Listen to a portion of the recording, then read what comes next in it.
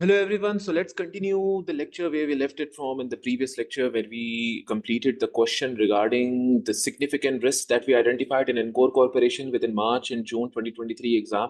And within this lecture, we are going to continue with the questions. We are going to solve the part B of the exam and the part C of the section A of the exam. So if I come towards the part B, what is the requirement of part B? The examiner states that first of all, using the exhibits 3 and 4, and I already told you guys this one is the exhibit number 3 and this one is the exhibit number 4 relating to notes from the meeting and inventory. Some of the information for this question will be taken from the exhibit 3 and some from the exhibit number 4. But as this question is directly linked with inventory, I guess that we will need most of the information from exhibit 4, but some of the information may still be required from exhibit number 3. We have already read the exhibit number 3. We don't need to go in so much detail. We will be focusing upon exhibit number 4. And if we need any kind of information from exhibit 3, we will be reading it again. So the part A states that justify why inventory has been identified as a significant risk of material misstatement. We need to clarify why we have selected as inventory having a higher risk than all the other risks. Now, in order to solve this question, we have to use an approach which is required by the examiner within the exam as well. And this is a practical life approach as well. Basically, you look into the amounts which are related to the scenario. For example, we are talking about inventory. Basically, the question is stating that there are too many risks within a company. When we are initially starting, we are planning how we will audit the company. Obviously, we have to identify the audit risks related to the company. But some of the audit risks, as an auditor, using our professional judgment, using our own mind, we make a sense that these risks have a higher chance of occurring. These risks are far much more greater than the rest of the risks we have identified. So the partner in this question has already stated that inventory has a risk, and we have considered it as having the most highest amount of risk within this entity that we are auditing. Now we need to identify why the partner has stated that it has a lot of risk. We need to justify why inventory has a lot of risk involved within it. Now, in order to justify, there is a specific approach that we use. First of all, we need to know the amounts which are involved with the item against which we are stating that does it have a high risk or not. From those amounts, we calculate the materiality. This is the first thing. If the related amount has a lot of materiality, it is more than materiality, again, it is a significant risk. The number two thing is the percentage of increase and decrease. Percentage of increase or decrease within the amounts compared to the previous year. If there is a significant increase, or in other words, if using the analytical procedures comparison with other amounts, the increase cannot be justified, then again, there is a significant risk within that specific item. So we will also look at the materiality of inventory, and we will also look at the percentage of increase and decrease in materiality, and whether that increase is corroborating with any kind of other item. For example, if we take the work in progress, the work in progress within inventory should always be in line with the increase in the percentage of revenue, because as much the revenue is increasing, this simply means that is the amount of contracts that you are getting. And when the revenue is increasing, let's say by 10%, the work in progress represents that revenue. So it should also be in line with the percentage increase in revenue. If there is a significant difference between the increase or decrease of work in progress with the revenue, this simply means that there is some kind of a problem. There is an increased risk because the financial statement item may be at the risk of under or overstatement. Again, there is a higher risk of this case.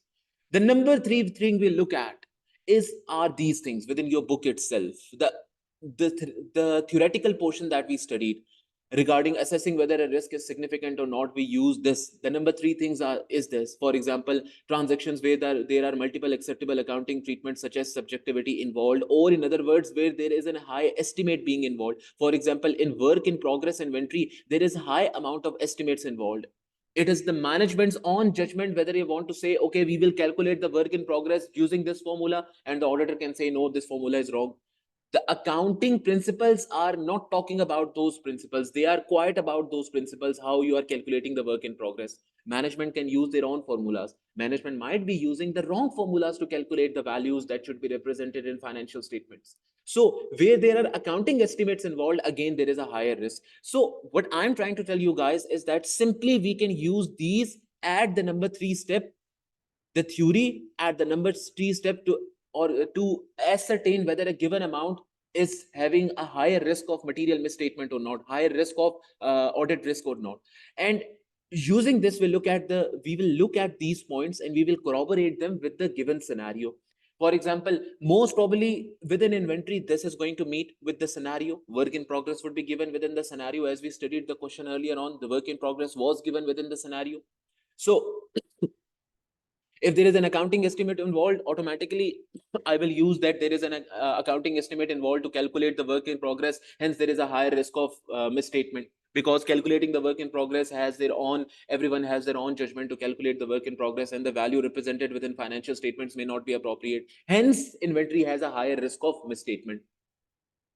So I can use the theory. And number 4 is using the scenario itself, and identifying points. For example, in the scenario, we may be given internal control deficiencies, like we were given in this question regarding the payroll deficiencies. We can use that to say, oh, there are internal control deficiencies within the scenario, within this item. So this means that there is a higher risk of material misstatement here.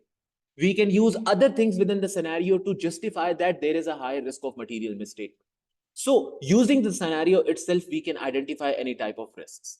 But again, if I come towards the question, the total marks that have been given to part A and part 2 is 14. So we can divide it by 2. This means that for this specific question, we will have 7 marks. So we need to write down 7 good points to attain the 7 marks. That's it. So if I come towards the scenario, let's come towards exhibit number 4 and identify any types of significant risk justification that we can find from this specific question. The question says that Isabella Phoenix, this is the exhibit number 4. If I open it from the question as well, it is given right here. See, this is the exhibit number 4. So I have already copied it within my own software. So we will be using or reading this question from my software.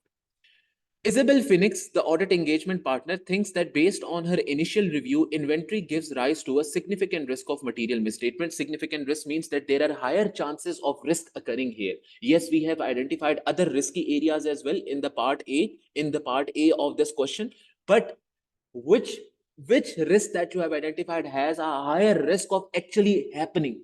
So the partner is saying that inventory actually has a higher risk that there will be misstatements within the balances of inventory. Now, she has not justified her reason. She needs to justify why she thinks that there is a higher risk of material misstatement within the inventory. For that, she has asked us. She said that I think that there is a higher risk of material misstatement. Now she has asked us to justify that why I think that there is a higher risk of material misstatement. We need to justify her response to this. She would like you to justify this because the briefing notes will be used to explain the audit approach to the audit team and to recommend the relevant audit procedures in response to the specific risks identified. Information extracted from the latest management records in respect of inventory is given below. All right, we can start with the approach that I have told you guys. What was the approach? The number 1 approach is using the materiality. So we can look for the materiality, whether any amounts are material, whether the inventory is material. Number 2 thing, the percentage increase or decrease within the total amount of inventory and the breakup of the inventory as well, and compare it with any other options. If we look at the amounts, the total inventory represents 637 million actually as at 30th June 2015. Obviously, our year end is 30th of September, but these are the amounts given before the year end. So we can use these amounts to solve the question. We will be using these amounts to solve the question. So the total inventory is above materiality. This can be the point number 1. We can simply write down the point number 1 within the exam. What can be the point? Or rather than using the bullet points, we should never use the bullet points within our answers when we talk about AAA. We can simply write down the question like this. I'll give the heading part B, option 1, and bold it to make it easier for the examiner to identify where I'm starting the next question. I'll simply write down the total inventory balance is above the materiality threshold of 24,500, and hence it is material to the financial statements. Oh, I made a mistake. Hence it is material to the financial statements. Now let's see what is the percentage increase or decrease within this inventory amount. Because the higher the increase, this means there is a higher risk of material misstatement. Why? Because you can't justify the percentage of increase or decrease. Previous years financial statements, the previous year's figures have been already audited by another auditor, so we can place some reliance upon this figure. But when we talk about the percentage increase or decrease, that is the amount that we need to audit. So if I look at the percentage increase or decrease, let's calculate it. The total increase within the total balance of inventory is 637 minus 544 multiplied divided by 544 multiplied by 100. So the total increase in the total value of inventory is 17%. So this is also a reason because of which we might say that there is a high risk of material misstatement, because there is so much increase within the amount of inventory. So I can write it right here that additionally, the total balance of inventory has increased by 17%, and hence 17%, which is significant. All right, let's see some other things whether we can identify some other things as well. All right, this is all for the inventory's total balance. Now we can start the new paragraph regarding each of these things. We have already been given notes as well. So let's talk about raw materials now. The raw materials have increased by how much amount in total? What is the percentage increase within the raw material itself? If you look at that, obviously we also need to look at the breakup of inventory, not the total balance of inventory alone. Minus 16 divided by 16 multiplied by 100. So there is a total percentage increase of 16 multiplied by 100. A 50% increase, 24 minus 16 divided by 16 multiplied by 100. A 50% increase within the balance of raw materials, which is very significant. Now we will read the note number 1 and identify why there is such an increase within this balance. The company tries to minimize the amount of raw materials stored at its premises, but to take advantage of the discounts offered on a bulk purchase from a supplier, a large quantity of aluminum was purchased in June 2015. So because we have purchased so much in bulk, this means this is the reason why our inventory of raw materials have increased by so much. But again, we have the reason why the inventory has increased so much. But again, we need to perform detailed audit procedures for such a huge increase within the raw material balances. So we can write down here as well. This might also be the reason why it is a significant risk upon inventory. The raw materials increased by 50% during the period, but this increase is due to bulk purchases performed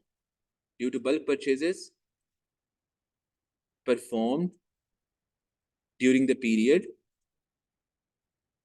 But as the increase is significant, we will need to perform detailed audit procedures to verify the increase. All right. This is the next reason why the inventory has been considered as having a significant risk, because the increase is so much. Yes, we have been given a reason why the increase has happened by so much a significant amount. But again, we need to perform the correct audit procedures to identify whether the increase is there or not, whether this amount should have been increased or not by 50% or not. So coming towards the next part, we have already done regarding and raw materials itself alone is not material to the financial statement. So regarding the materiality, I will not mention anything. If I come towards work in progress, then note number 2 is linked with work in progress, and the work in progress has increased by how much amount? Let's see. What is the percentage increase of work in progress? That is 533 minus 484 divided by 484 multiplied by 100. So there is an overall increase of work in progress within 10%. Now, this increase alone is not significant. Based upon this increase, I cannot say that there is a significant risk. But the fact that I already told you guys at the start of this lecture that the work in progress increase should be in line with the revenues increase. Within this question, the revenue has increased by 5.2%. That is what we calculated in the previous lecture when we were doing the part A. But it is not in line with the revenues total increase. The work in progress has increased by 10%. It is not in line with the 5.2% increase within revenue. So this might also be the reason. The second reason is that work in progress itself alone is more than materiality level that we have set of 24,500, whereas the work in progress is $533,000. So I can write this reason as well. Let's not come towards a note of work in progress for now. Let's leave the note. We might find other areas where we can say that there is a higher risk. Work in progress itself has a high estimation basis. Management judgment is involved. This point that we studied within the book, this point, we can also write down about this point and we will write it within the answer. So coming towards the basic thing that we identified is that the raw materials, what was the answer? The work in progress. The work in progress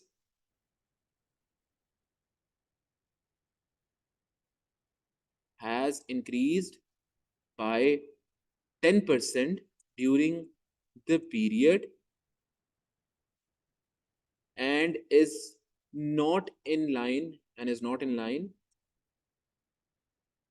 with the percentage increase in revenue of 5.2%. Work in progress is somewhat linked with revenue as it represents the total contracts that a company has taken and then recorded as revenue, and hence both should be in line with each other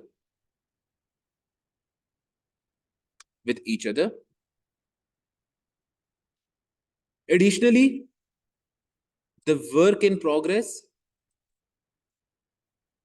alone is above the materiality threshold and hence is material to the financial statements. This is the number two reason why we think that inventory has a higher risk of material misstatement, because we can also now state that estimation is involved. But if I come towards the scenario itself, let's read it first of all. Let's read the scenario regarding the work in progress, note number 2. What does the note number 2 state? The direct costs relating to each contract are recorded in the job costing system. All right. Obviously, when we have received an order to construct a ship or a boat, there is a cost to construct that boat, and that cost is recorded as inventory. All right, great. This is what we understand. This is recorded under IS2. But the problem is this. Obviously, you have entered into a contract and that contract falls under IFRS 15. Now, IFRS 15 clearly states that if you have budgeted it out, and if the forecast is saying that if any of the contract is going to give you a loss in the future, that falls under, that automatically goes towards IS 37 and falls under the scope of IS 37 as a one risk contract or unrisk contract. And if a contract is going to make a loss for you in the future, for example, what would be the example here? We have taken an order to construct a ship for a customer, and we have decided it with the customer that when we deliver the ship to the customer, when we have actually satisfied the performance obligation, what was the performance obligation? Number one, it was that we need to obtain the patent from the government. Where it is? Let's read it. We have to receive a license to sail. So the performance obligation is the license to sail that we will need to obtain from the government. So if we will attain this license, we will satisfy the performance obligation. After then the customer will pay us, let's say, $1 million totally for this contract. But the problem is this. Obviously, we are incurring cost to fulfill this contract. We are incurring cost to actually make the boats.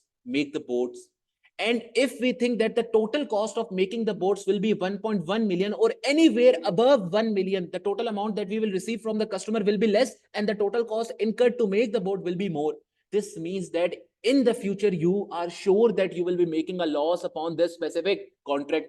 And IFRS 15 clearly states that if you think that you will be making a loss on a contract from a customer in the future, all the costs that you have recorded up till now as inventory, this should directly be expensed out in statement of profit or loss.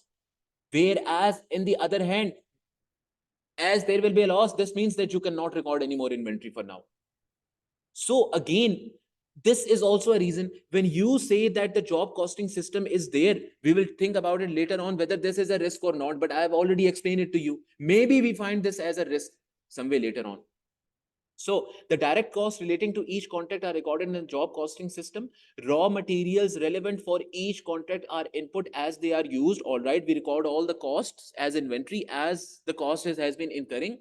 And the payroll cost as incurred manually using the timesheets. Now, this is an error. This was an internal control deficiency. Now, I can simply raise this point. There is an internal control deficiency. This means the cost might not be appropriately recorded for each of the contract, and the cost may be less, and you may not be able to identify the loss making contracts, and you should de-recognize it from revenue, de-recognize it from inventory and record it as a wondrous contract cost under IS 37, whereas you are still recording it as an inventory. This is because you are manually inputting the payroll cost, whereas the payroll cost being input manually might not be correct because of the internal control deficiency. So this is also a risk, which records the hours spent by different engineers working on each contract. Now, this is in itself a risk. Let's come towards the question and write this risk down. The work in progress has an internal control deficiency linked with it from payroll, as payroll costs are entered manually in the each contract. The issue is that the payroll cost may not have been entered appropriately to each contract, leading to non-identification of loss-making contracts that should be recognized, under IAS 37 as a onerous contract. That's it. That's all I need to write down. This is another risk why we think that inventory has a high risk of material misstatement. All right, we have done until this. The direct costs are used as the basis of adding production overheads, which are included at 10% of the direct cost. Again, this can also be the reason where I can include that, because you are using a percentage basis to calculate the direct cost associated with each of the contract. This percentage basis might not be appropriate, because of which the cost being allocated to each contract is not being calculated appropriately, which might lead to incorrect cost being recorded for each of the contracts. Again, I don't need to add a separate point for that. Obviously, I have already, this issue is again linked with the wondrous contract issue. I will mention it right here. Additionally, as a percentage basis is being used to add the, which cost is being added using the percentage basis, adding the production overheads.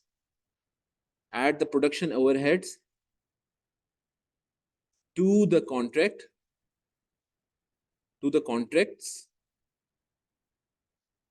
hence to the contracts.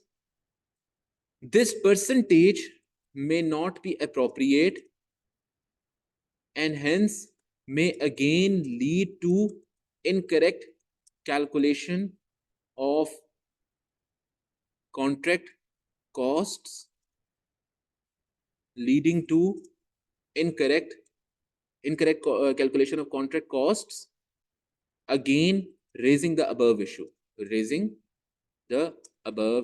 That's it.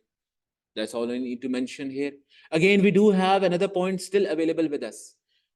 We have read it up till now, up till this place. Let's read it forwards. The company's finance director. We already know that the finance director was a new person within the company. If I come towards the exhibit number 2 of the question, Encore Corporation was established 10 years ago by 3 engineers. All right. The company is relatively small, which has helped the company to secure the audit. Okay, let's see where did we identify that the finance director is new? We identified it somewhere, right? That the finance director is new to the company, and if the finance director is new, there might be other issues. He may not have appropriate experience to calculate something, which may lead to issues or more risks. which has helped the company, the audit opinion, the company secure finance, the audit with the customers, bookshot. I think we read it in exhibit number 4.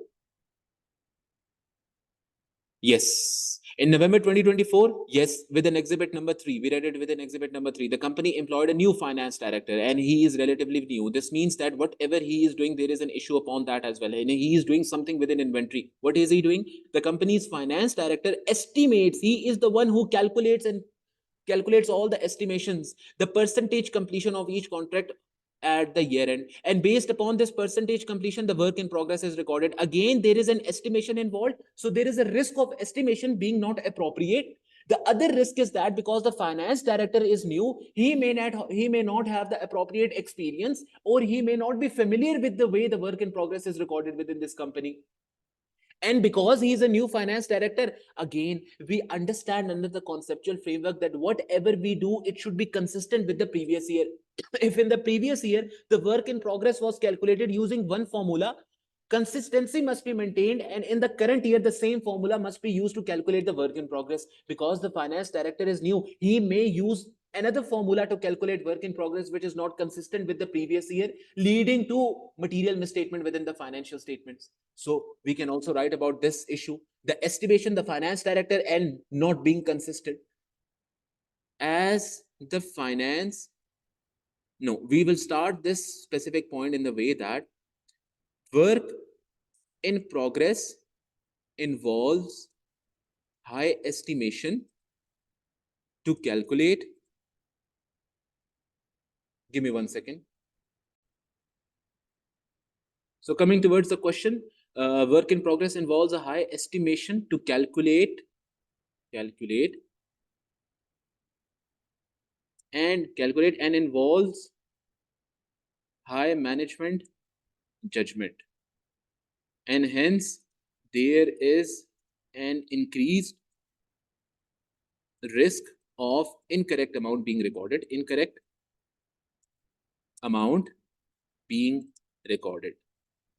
Additionally, the problem was with the finance director, the way he has been involved, and he is new to the company. So I will also include that point right here. That could also lead to any kind of management estimation error. Additionally,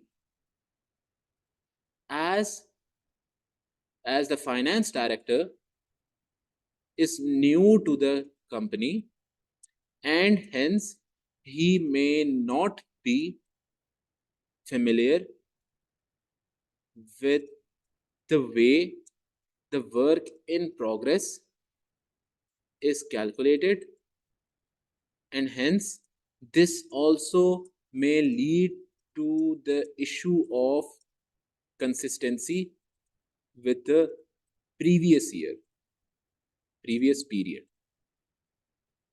As consistency should be maintained,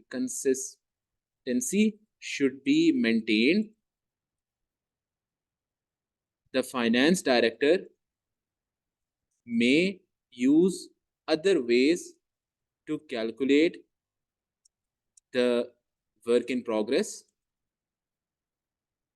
and hence this would lead to misstatements, and hence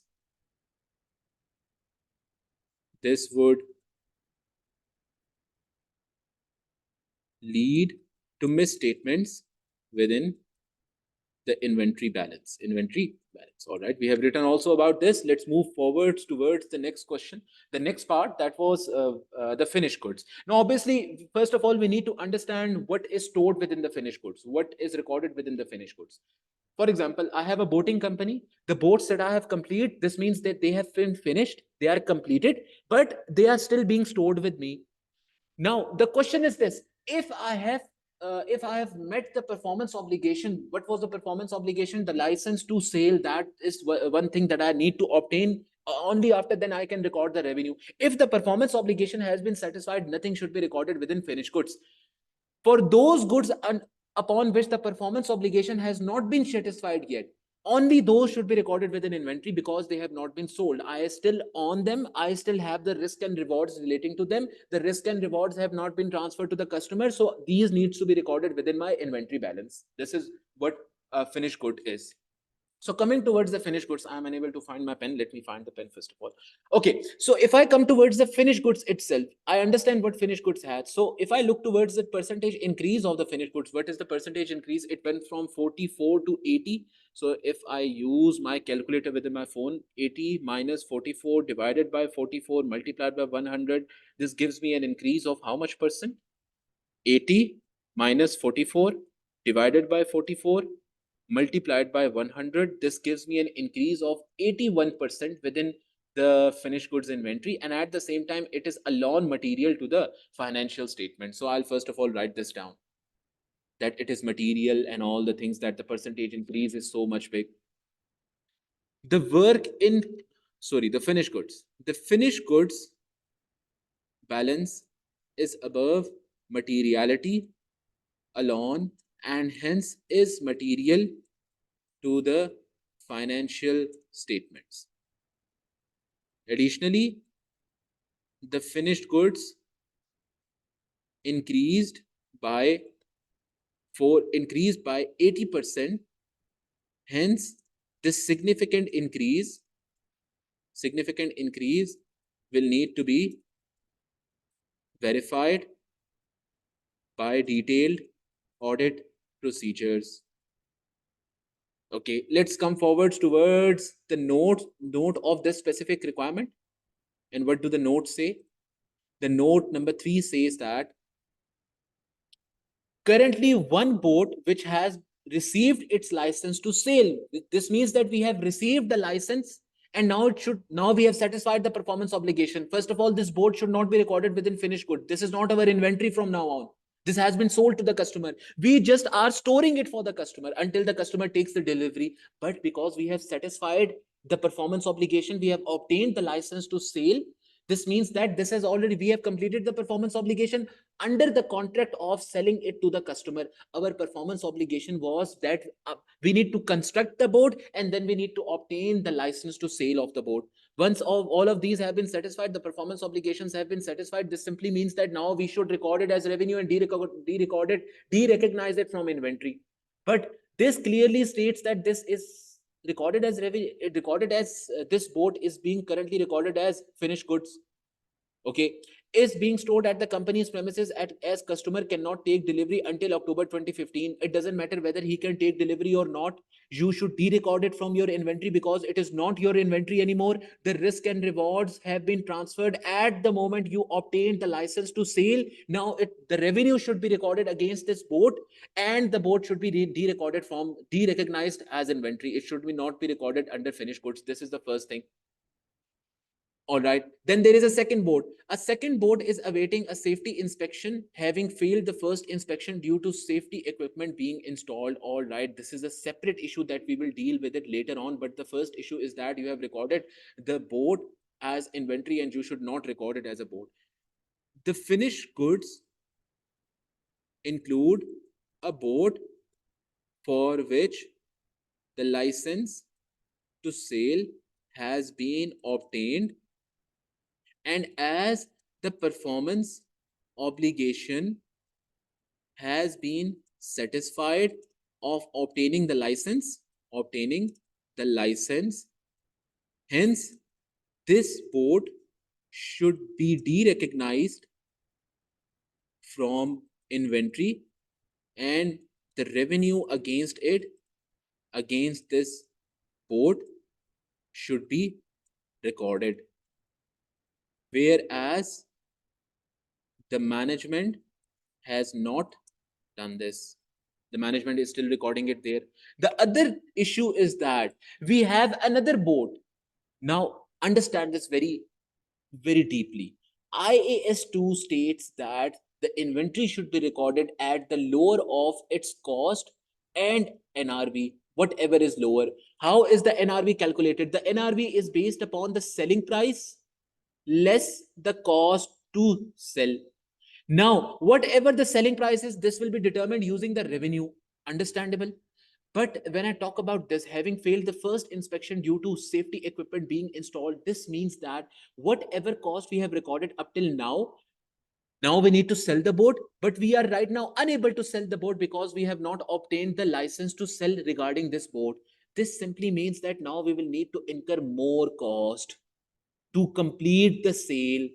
This might reduce the NRV from the carrying amount, because the cost to sell will now increase, because we need to incur now more cost to install the more components or the more equipment that is being installed. This might require additional cost for the inventory for this board, and at the same time, because the cost would increase, the selling price less the cost to sell, the cost to sell is increasing, which would reduce the net realizable value, and the net realizable value might be lower than the actual cost that is being recorded by the for this board.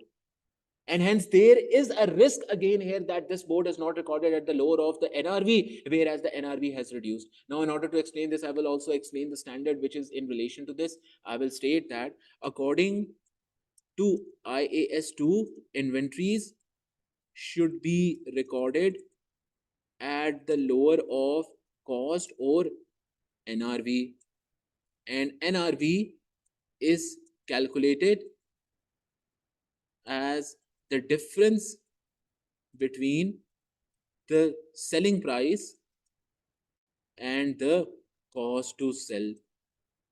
As the safety inspection failed, inspection failed at first, this would mean that inspection has failed first. This would mean that additional equipment might need to be installed.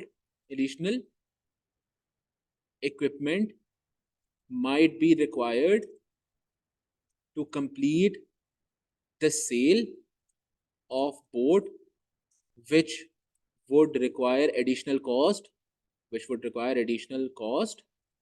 to sell, and might reduce the NRV of the board, then its carrying value, and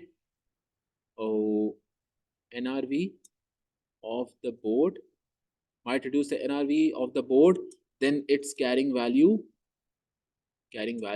and hence the board might need a reduction in its value, and difference being recorded in profit or loss.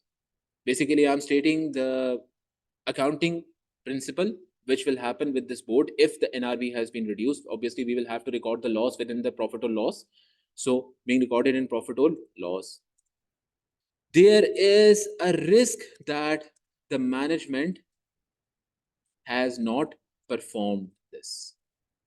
Now, obviously, my question has ended. There is no more information which I can use to solve this question. Now, I will simply state, because of the above reasons, because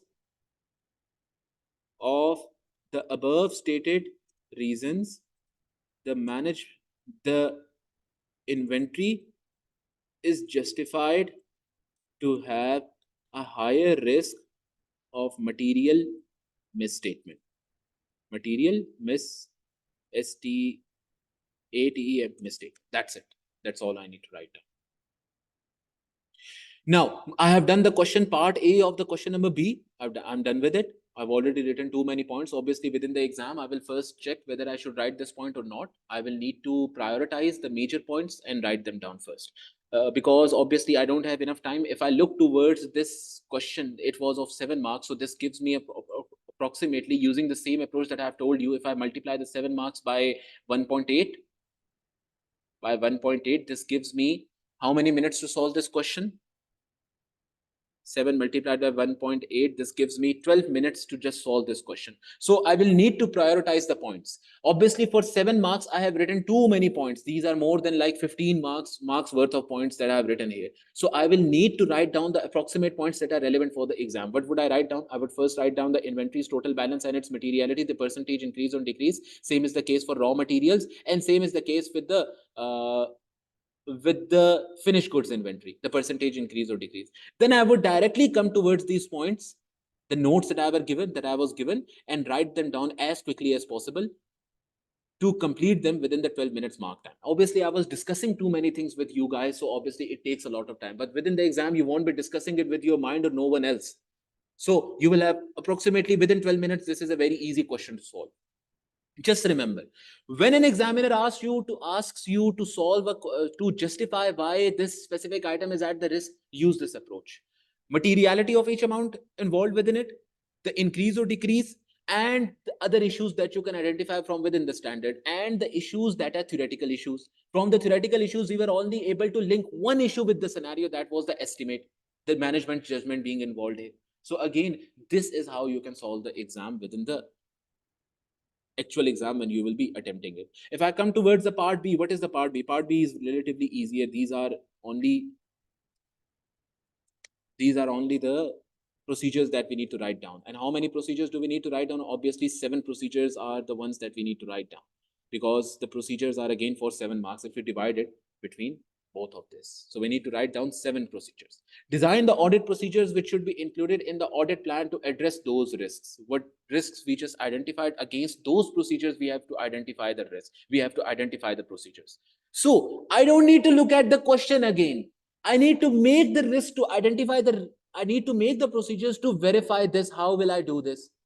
What procedures will need to be, what procedures do I need to perform to identify how will I manage these risks? So instead of reading the scenario itself, I'll read my own answer here. What will I say? Because the examiner has clearly stated that make the procedures that you will use to identify the risks which you have created in this part, in this specific part. So instead of reading the question itself, I can read my own answer and make the risks here. Obviously, within the course, I told all of you that to write the procedures, there are four specific approach. The number one approach is using the standard itself and making a procedure upon it. For example, the standard here is IS2. So inventory's biggest procedure can be to test whether the NRV has reduced, to check the selling prices of inventory after the period end, to assess whether the NRV has reduced.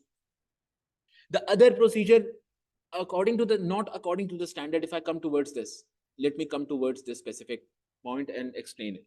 The number one step to make procedures is to make procedures upon the standard itself. Now, this standard IS2 clearly states about 2 or 3 different things.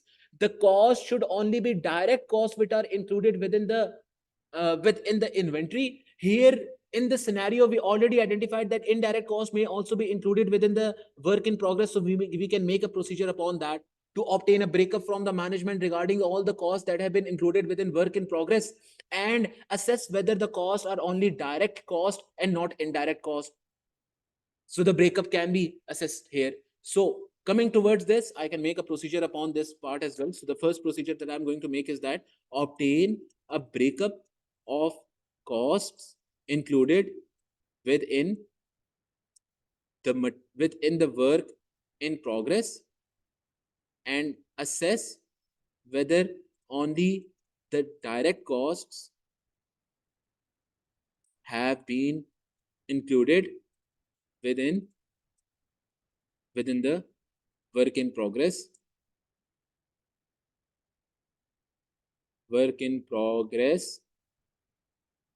inventory. This is the first procedure that I can make. The second procedure from the standard itself which I can make is simple, regarding the NRV, whether the NRV has reduced or not. So there was an issue which I mentioned that NRV might reduce. So there is an issue relating to this situation as well. What was the issue? I stated that the NRV might decrease because the additional cost involved within the to complete the next inspection of the board. So I can write a procedure upon that. What sort of procedure can I write? I need to inspect some sort of a document, the document of the additional cost, which would be required to complete the inspection. So then I will recalculate the NRV of this board. So this is a procedure that I can write down as well. I can state that obtain the breakup.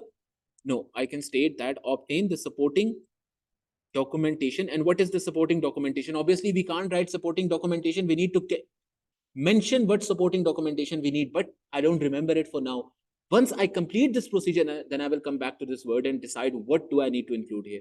Obtain the supporting documentation to evaluate the additional costs required to complete the inspection of the board, inspection of the finished goods board,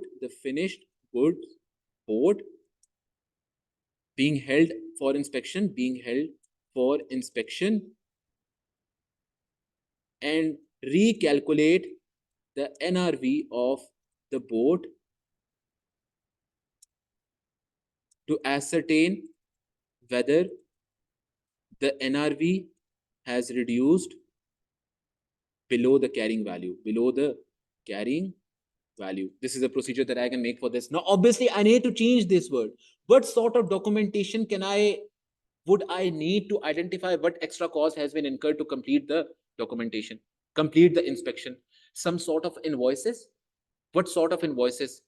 Before inspection, all the costs that have been incurred to complete the board, those invoices can be required. So what I can state here is that obtain the pre-inspection invoices of cost incurred for no. Obtain the invoices of expenses incurred to complete the board after the first inspection.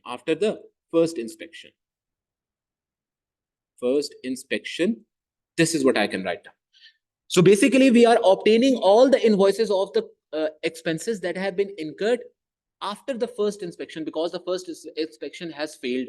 Now, after the first inspection, all the costs that have incurred, that would be considered as the cost to sell, because that is the additional cost that we are incurring. And if we obtain the invoices for the cost that has been incurred after the first inspection, we would make a total of that cost, and then we will have the total cost to sell of this specific board. We can calculate the NRV of this board then.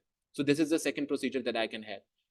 The second type of procedures, these are the only two standard based procedures that we can make. The second type of procedures is to use the scenario based procedure. Identify from the scenario what sort of an issue you are facing and make a procedure upon that. Now, obviously, we can't go towards the scenario here, but we can go towards is our own answer.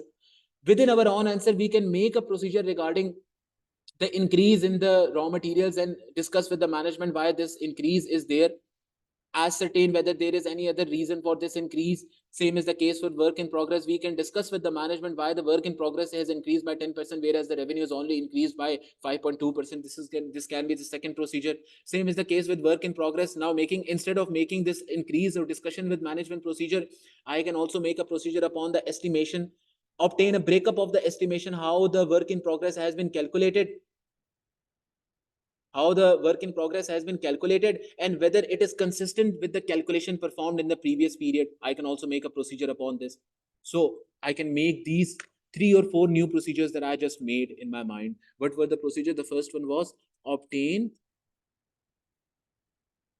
discuss with management the reason for the increase in the work in progress, finished goods, and the raw materials inventory.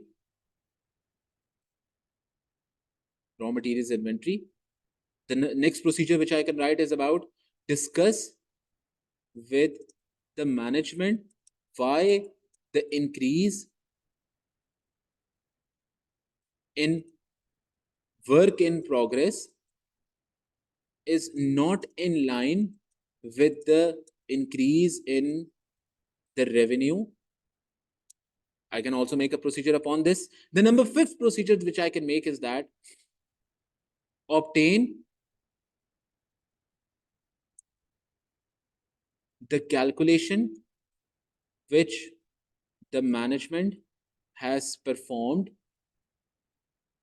to calculate the work in progress and compare the calculation with the previous period's calculation to ascertain whether both are consistent, and if not, then discuss the reasons with management. Discuss with management the reasons for change in calculation, the reason for change in calculation. This is what I can write about the fifth procedure. Now I'm only remaining with two more procedures. What two more procedures can I make? I already made the procedures from using the scenario. Is there any other procedure which I can make using the scenario itself? This means my answer itself. License to sale has been obtained. Oh, I have included a board which should not be included within my own inventory because the performance obligation has been satisfied. So I can make a procedure upon this as well, that inspect the license to check whether it has been obtained for the board which will be delivered to customer in October 2015. And if the license to sell is present, then compare with the contract to check whether the performance obligation has been satisfied. Performance obligation is satisfied, and discuss with management the reasons to de-recognize it as inventory and record revenue against it. Record revenue against it. All right, I've done this procedure as well. Was there any other issue upon which we can write a procedure using this? It's the my answer, the scenario. The work in progress has increased and there is a deficiency. Okay, I can probably make a procedure upon this as well, that the payroll costs have been included manually. So I need to obtain a breakup of the manual payroll cost incurred and whether they have been correctly entered within each of the contract. So I can write a procedure upon this. This would be my seventh procedure. Obtain the breakup of payroll costs entered into the contracts manually and check whether they have been allocated appropriately to each contract using the allocation of the employees. Now, there are three additional procedures which I might be able to write. The third way to write procedure is using the technique itself. Now, what is the technique? Obviously, within my course, I have explained what the technique is. You use data, you use AEIOU, you apply on data 3 to verify EVCR or COCA. What is AEIOU? The procedures analytical inquiry. AEI is inspection, observation, recalculation, and reperformance. AEIOU stands for U stands for recalculation or reperformance. Data 3 is the evidence where you can obtain it from. The directors, this means the minutes of the meeting. The assets themselves, physical inspection of the assets. Again, the documents or the accounting records or any kind of third party. And you verify EVCR or COCA. What was EVCR? EVCR stood for existence, valuation, completeness, and rights and obligations. This is for statement of financial position only, whereas for statement of profit or loss, we use the mnemonic COCA, COCCA. This is the mnemonic that we use for statement of profit or loss. So we can use the technique itself, apply AEIOU on data 3. This means that, for example, inquire from the management itself or obtain a third party confirmation, some sort of these procedures. But obviously, in the case of inventory, we cannot obtain any kind of third party confirmations. We can perform other procedures like recalculation or reperformance using our own assumptions. We can inspect some of the documents. We can inspect the board minutes for something. But for now, let's move towards the number 4 procedures, where I told you these are your other procedures which you can use. These are some rote learned procedures which you can use. These are 3 procedures upon the disclosures of relating to each of the standard, like IAS2. Here the disclosures would be about inventory, the work in progress, and we need to make a procedure about this to check whether the disclosures are adequate in accordance with the requirements of IAS2 themselves. We can make a procedure upon this, or we can perform any kind of recalculation upon, obtain a breakup and recalculate to verify its arithmetical accuracy, whether there is no error in the calculation performed by the management. So we can recalculate. And the third type of procedure is regarding obtaining a written representation from the management. What sort of written representation can we obtain? We can state that obtain a written representation from the management that all the costs included within the work in progress is direct cost, we can obtain a written representation from the management. So this is also a procedure that we can make. So coming towards these procedures, I've already completed the number of procedures that we need. So what if I need to write any kind of extra procedures for disclosure? I would write down check the adequacy of the disclosures, to check to verify that they are in line with the requirements of IS2 regarding inventory, because this case is relevant to the inventory. So we will check the disclosures regarding that. We can also obtain a breakup of the raw materials, the work in progress, and the finished goods inventory, and recalculate to verify its arithmetical accuracy. We can make a procedure like this as well. And we can also obtain written representation from the management. In the case of work in progress, we can say that obtain a written representation from the management regarding that only direct costs have been included within the cost of work in progress. This is another procedure that we can make regarding work in progress. So these are additional 3 procedures that I just told you guys. Moving towards the next part of the question itself, the part B. What was the part B? Sorry, the part C. This is the part C. Using Exhibit 5, evaluate any ethical and professional issues raised and recommend any actions to be taken by Garrick and Corporation. This simply means that I have to identify, I need to explain it, and then I need to give an appropriate safeguard against the issue. For these 3 things, I would get 2 marks on an average basis. So this means that I need to obtain 4 issues within the scenario regarding the ethical and professional issues, and I only need to use the Exhibit 5. Now, what was the Exhibit 5? The finance director's request right here, and I've also copied it within my software. So I will be using this. This is the Exhibit number 5. This is the Exhibit 5. Let's use it. So basically, moving towards this exhibit number 4, we need to identify the ethical and professional issues that we identify. Now, basically, whenever the examiner, I've already stated within the course, within my own course, that whenever the examiner is stating that identify ethics and professional issues, mostly within the scenario, there will only be ethical issues, but we need to keep our eye open for any type of professional issues. All right. But majorly, there will only be ethical issues within the question. Now, what were ethical issues? ICOP square, which I told you guys within the previous lecture. That was for the section number A. At the same time, ICOP square, the other one is conflict of interest and the SAFM threats. These are the ones that you need to keep an eye open for within the ethical issues. And then the professional issues are MAP, money laundering, auditor's liability, and practice management. So let's read this. Gavin B has requested, Gavin B is who? He is the new finance director of the company, has requested that Garrick and Corporation perform an additional service. So we have been requested to perform an additional service. Whenever we are providing any type of additional service to our audit client, there is a threat of self-review. Automatically, a self-review threat arises. Now, self-review is divided into two categories: listed and non-listed companies.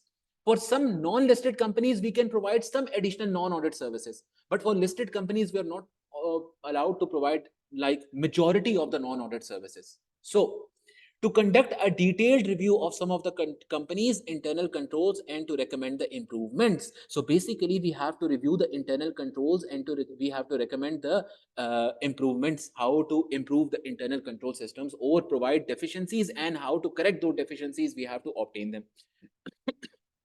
This is a separate service. Internal controls are not allowed if it is listed. Internal controls, identifying the internal control deficiencies and recommending improvements, this is not allowed if it is a listed company. This raises a self-review threat. But if it is a non-listed company, another team which is not a part of the audit team should be made, and that team should carry out any kind of this other types of services. This is the internal controls recommendations. Additionally, if you are going to provide recommendations, then your recommendations should be used. And I have clearly told this within the threats of SAFM, the last one, that when you are providing any kind of recommendations to the company, how you should control it. Basically, this recommendation was job of the management itself. You were not responsible for it. But if you are providing it, then you might be assuming management responsibility, because this was the responsibility of management and you are doing it now. This means that you are assuming the management's responsibility. And what is management's responsibility? When in one way or another way, you are type of obtaining control over the company that you are auditing. And if you are giving recommendations what internal controls should be used, because this was the responsibility of management, the company will use your recommendations to make the internal controls. This means that you would be controlling the internal controls of the company. Hence, management responsibility is being assumed by you. So you need to take care of that. How do we, what sort of recommendations do we give that how the management responsibility should be reduced, this threat should be reduced?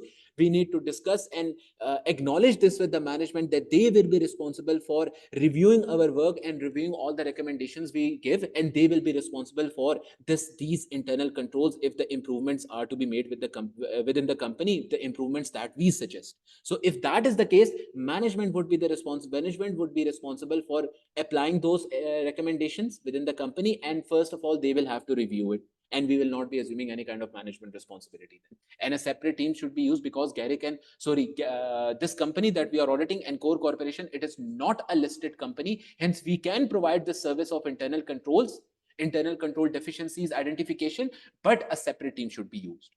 Although this is an engagement usually performed by an internal audit team, Gavin has suggested that because the external audit will include work on internal controls, yes, we during the audit of a company, we do work upon the internal controls just like you did within F8, that was audit and assurance exam.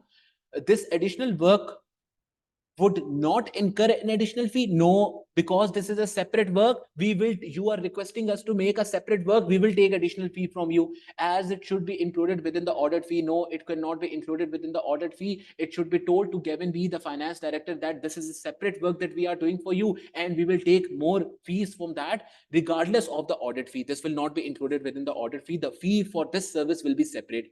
The internal controls falling under the scope of this review are not directly related to the financial reporting process. All right, great. Then it is shortly a separate review, separate internal audit function that we are providing to you. Because if during the audit we are looking at the internal controls, we would most probably be looking at the internal controls that are directly linked with the financial reporting process, or in other words, the internal controls over financial statements of the company. But here we will be looking at other internal controls as well. So this is an evidence that this is a separate service. So we will talk about this as well.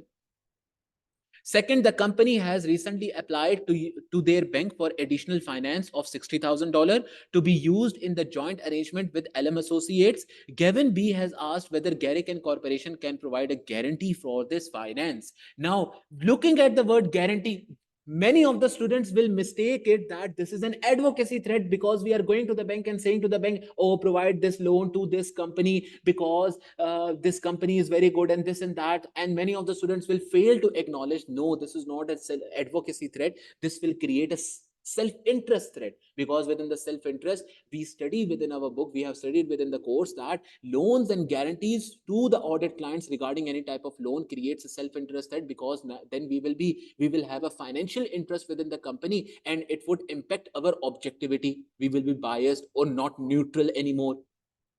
And at the same time, there is no safeguard against this guarantee threat that can reduce it to an acceptable level. Hence, this service should be politely declined, and it should be declined in a way that we should tell the finance director that we cannot provide a guarantee to you. So basically, there are 4 issues. The number 1 issue is self-review. And how will we address this self-review threat? We will address it in a way that separate teams should be used. The number 2 issue is the management responsibility, which you may assume while you are recommending any kind of improvements to the client regarding the internal controls, and what sort of safeguards will we give to the company regarding these regarding the management responsibility threat. We will tell the management that you are the one responsible for it. You need to review any kind of recommendations we give to you, and you will be responsible for it. That's it. The number 3 issue is the client is saying that we will not pay any additional fee for this. This is a normal process of the work. Yes, this is a normal process, but because we will be looking at other internal controls as well, hence it is a separate service. And because you have recommended us, hence it will be a separate service now, and you will have to pay another fee, and a separate engagement letter for this would be signed. This is the 3rd issue. The number 4th issue is the guarantee. So we have attained our full marks. That would be the 8 marks. Coming towards the answer, if I come towards my answer, so I will give the heading of part C, bold it out, come towards the answer, and start writing down in the paragraph format, not the bullet point format. I will write down, the client has requested us to provide an internal audit service in which we would highlight the deficiencies and provide recommendations.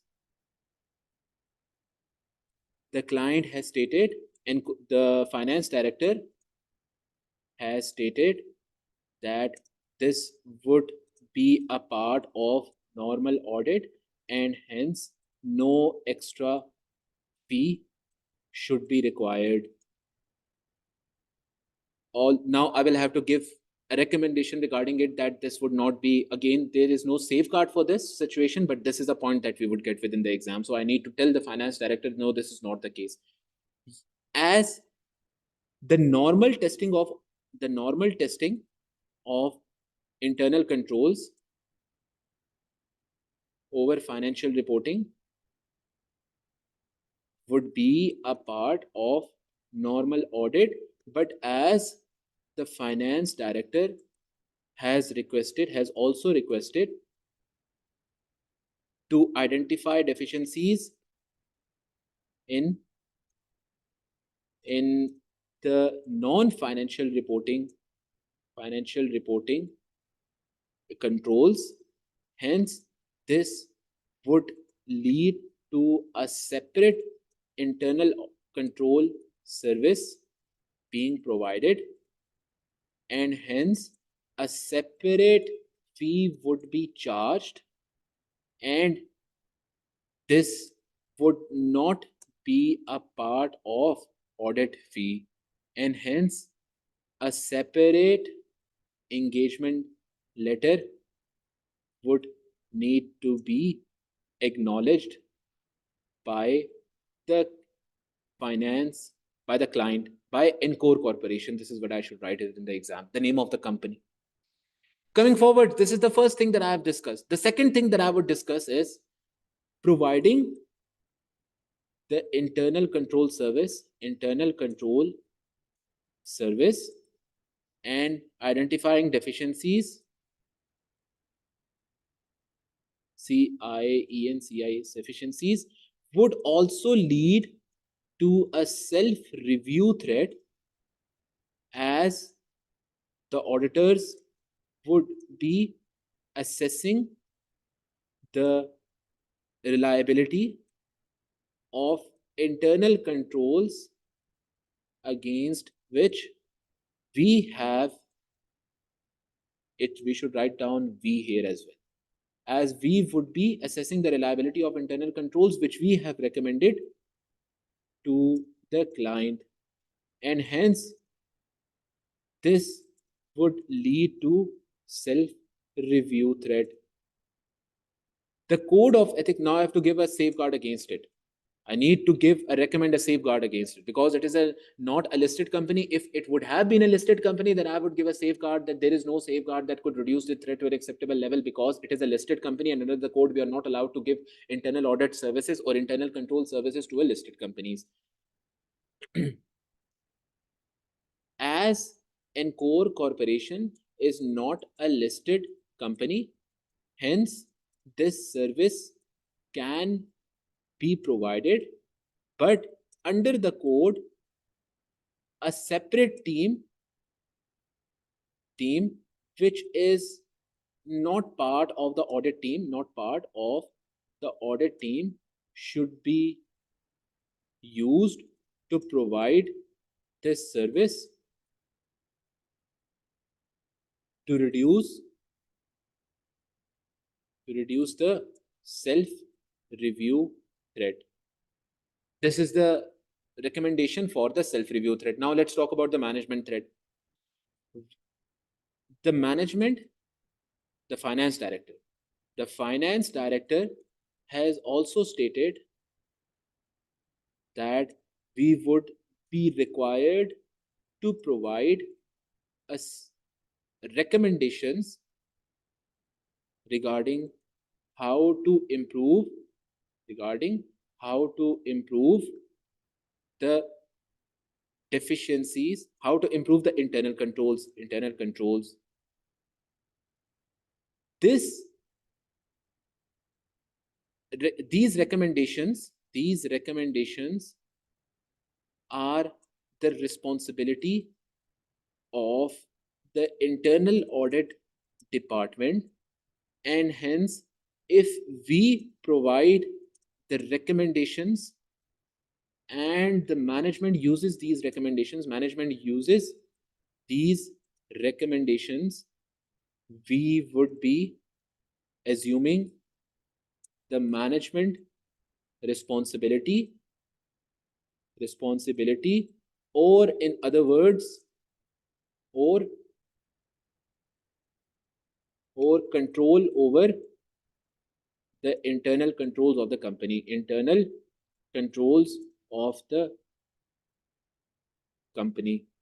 Now we need to give a safeguard against this issue. What is the safeguard? Hence, the appropriate safeguard for the management responsibility under the code would be to attain an acknowledgement, KNOWLEDG, acknowledgement from the management that they would be responsible for any recommendations we make, and they use them to improve internal controls, and at the same time management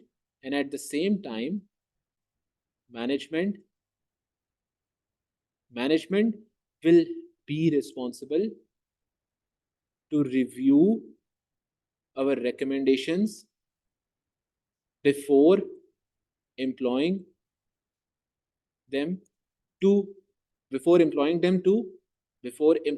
in the internal controls of the company. This way we would ensure that we distance ourselves from the responsibility of the management, because the management is the one reviewing it and deciding whether we have to use these recommendations or not. So the third issue that we analyze is regarding the guarantee.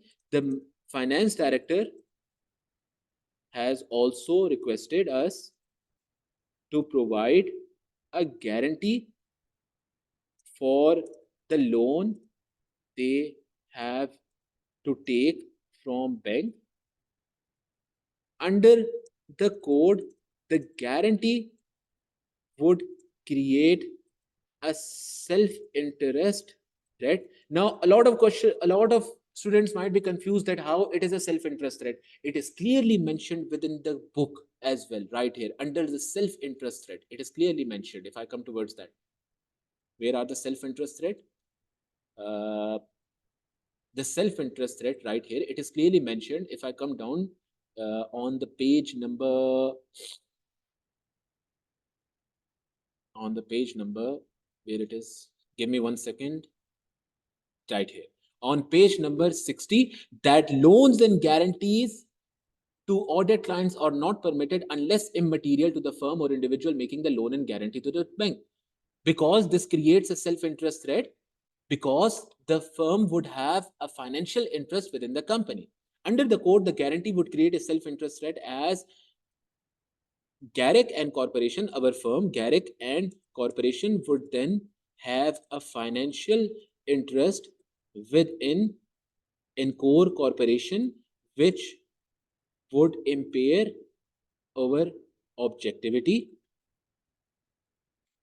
Under the code, there is no such safeguard that can reduce this threat